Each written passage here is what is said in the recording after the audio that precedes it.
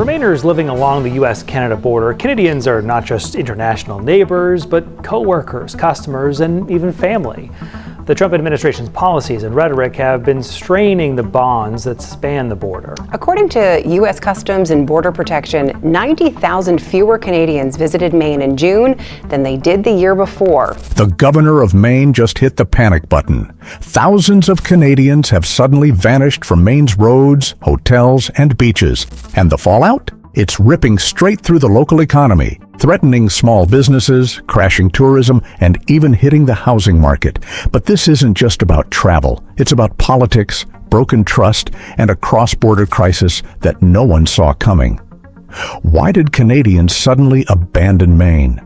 What's really going on behind the scenes, and why is the governor scrambling to fix something that may already be too late? Stay with me, because what's happening in Maine right now is bigger than anyone expected. My credit card receipts are missing, and those are the ones from Canadian credit cards. That 13.8% means Lubec Brewing owners Gail White and McKinley Jones can't afford to hire another employee. This has cost one job out of a 6-person, company.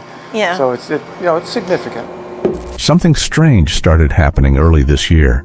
Traffic at the border, way down. Canadian plates, barely seen in tourist towns.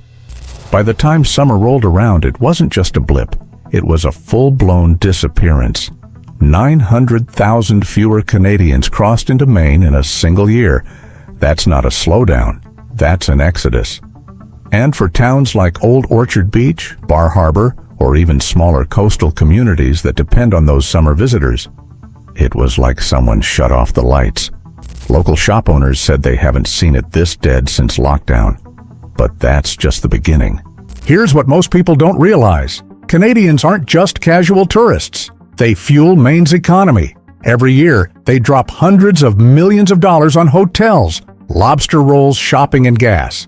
They book cottages for weeks. They pack up the family. They treat Maine like a second home. So when nearly 1 million of them don't show up, the impact is instant. Restaurants go half full, motels drop rates, shops start cutting hours, or closing entirely. One store owner in Kittery said it bluntly, "We plan for Canadians. Without them, we're just surviving."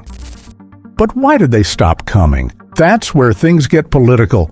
The reason this happened wasn't just economics. It was personal.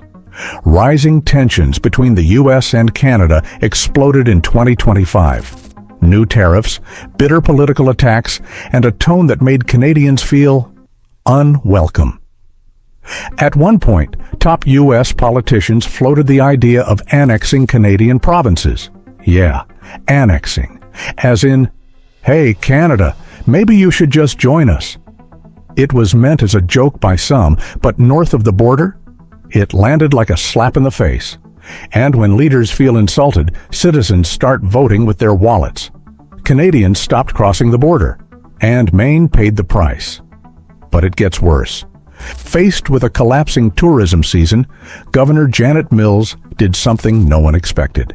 She launched the Bienvenue Canadians campaign. Big welcome signs, new French language outreach, ads pleading with Canadians to come back. She even sent messages across the border. We want you here. We need you here. But for many Canadians, it felt like too little, too late.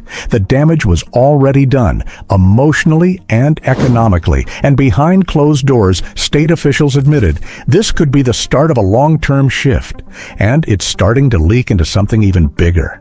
Here's the twist no one's talking about. This Canadian pullback is starting to hit Maine's real estate market. In towns near the border or along the coast, Canadians often buy vacation homes, investment properties, or Airbnbs. But now, that demand is vanishing. Zillow listings in some areas have doubled. Houses are sitting longer. Prices are starting to cool, just as interest rates stay stubbornly high.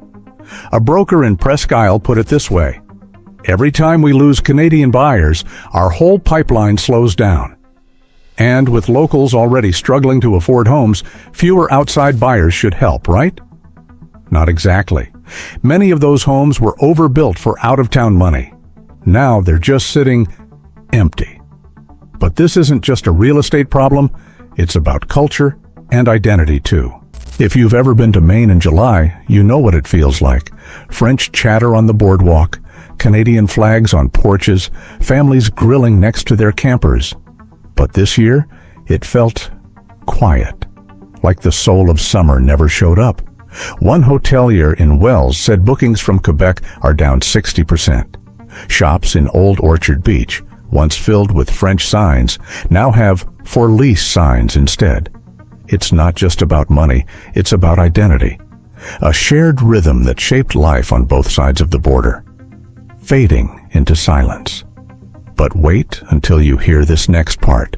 In the middle of this crisis, one Maine politician lit a match and tossed it into the fire. A letter surfaced from a local lawmaker inviting Canadian provinces to consider joining the U.S. Seriously, it exploded in Canadian media. Political leaders slammed it as arrogant, insulting, and wildly inappropriate. And for Canadians who were already cooling off on cross-border travel. This felt like the final straw. It wasn't just about vacations anymore. It became about respect, sovereignty, and a feeling that Maine had forgotten who helped build its summer economy. But here's the real kicker. This isn't a one-summer issue. This could be the beginning of a long decline in one of Maine's most vital relationships. No Canadians, no booming summer economy, no secondary home market, and fewer reasons for young people to stay, start businesses, or invest in towns that are now unraveling. The governor knows it, the mayors know it, and now even residents are starting to ask, what happens if the Canadians never come back? This wasn't supposed to happen. For decades, Maine and Canada were like friendly neighbors swapping sugar across the fence. But now, that fence is looking more like a wall. And if things don't turn around soon, the governor's panic may be just the beginning of Maine's next big crisis. Let us know. Do you think Canadians will return, or is this relationship too far gone to fix?